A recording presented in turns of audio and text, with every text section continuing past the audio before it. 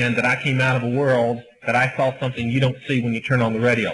Parents, if you're letting to compromise with your young people, them having rock music in your home, which you as Christian parents own and are responsible to the Lord for, then you're wrong. And I recommend you go home right now and throw it in the trash can immediately. And this is the reason why. You see groups up on the television and you hear them on the radio and in concert and stuff, and you don't see the behind things. Now here's one fact. Zodiac Productions, the leading Texas publication. It's changed its name now, but it was Zodiac Productions when I was with it. I was supposedly the owner of it. The occult owned it. And it was the leading source of concerts in Texas. Its office was in San Antonio.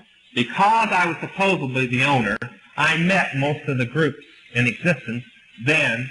There are a few that have come out since then, but it's still the same type of thing. Almost all of them believe openly in the occult in one way or the other.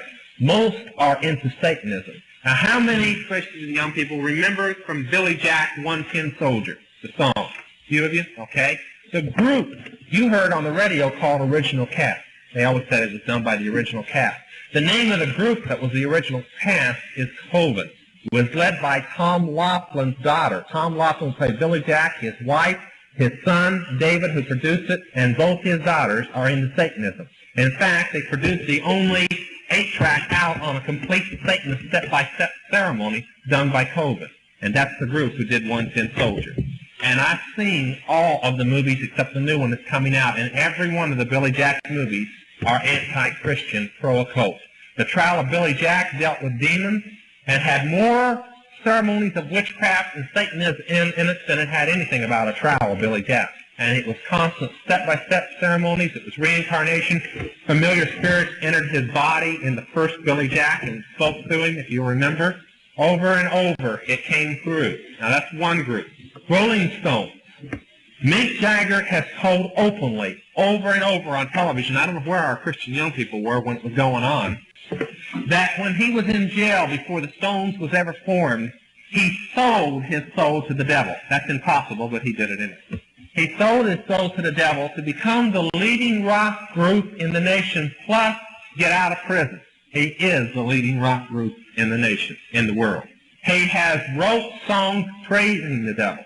And I know the devil gave it to him because the devil always thinks on himself.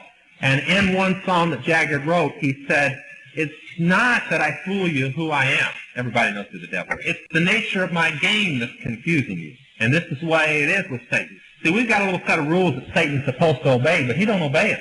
It's like the Illuminati. They own countries. They don't pick sides in a war. They cause a war and put both countries against each other, even though both countries belong to them. They don't have sides. They have a purpose. Satan has every religion except that which is under the blood of Jesus. That's where the confusion of the game is. We try to rationalize things good or bad, and we can't do that. We rationalize things Jesus or the devil. That's where you draw the line. But Jagger over and over, and that goes with rock music too. Don't try to rationalize it good or bad. It's bad.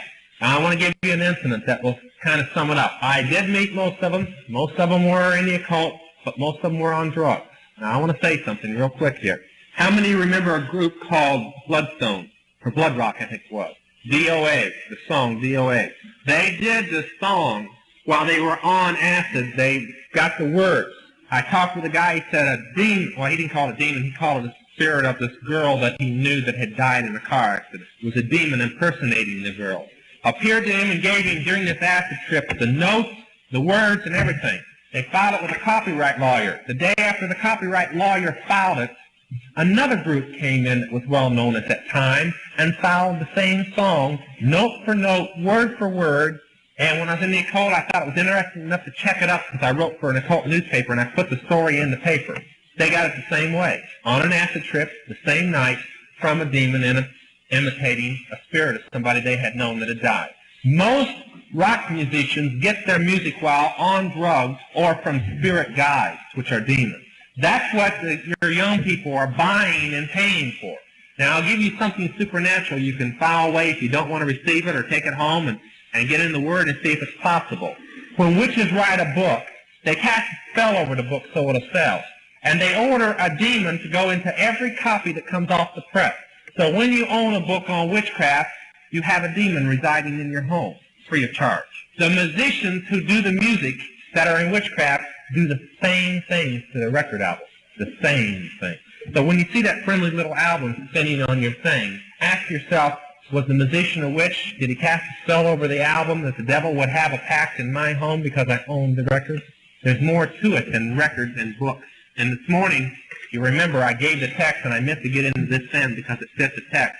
Your warfare is not physical, it's spiritual. And every Christian should memorize Ephesians 6:12 and stand on it. Look beyond what you see with these, and look and know that the devil has got, thousands and thousands of years of experience. And unless we think with the mind of Christ, he's going to walk all over us. And that's why you stay under the blood. A young man came up and asked me today, can a witch cast a spell on a Christian? He can cast it on any Christian that's not living the life. If you want to fence straddle, you're a wide open target for any witch in the world. If you want to stay under the blood, and you want to walk the line and be within the Word and within the Spirit of God, and wear the full armor of God, then you're going to be fine. Well, I think all of us know what it means when we come to church and sit in the service and then go out and live like the devil all week long and think we're immune to anything of the devil.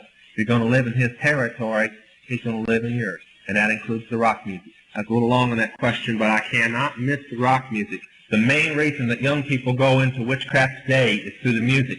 As I've told people, rock music didn't come out with Elvis Presley. It's thousands of years old. If you take it away, witches can't do witchcraft. They can't function without the music. It's a third of their power. You think about it. Many modern churches know who their source of power is anyway. Yeah, you would. You would.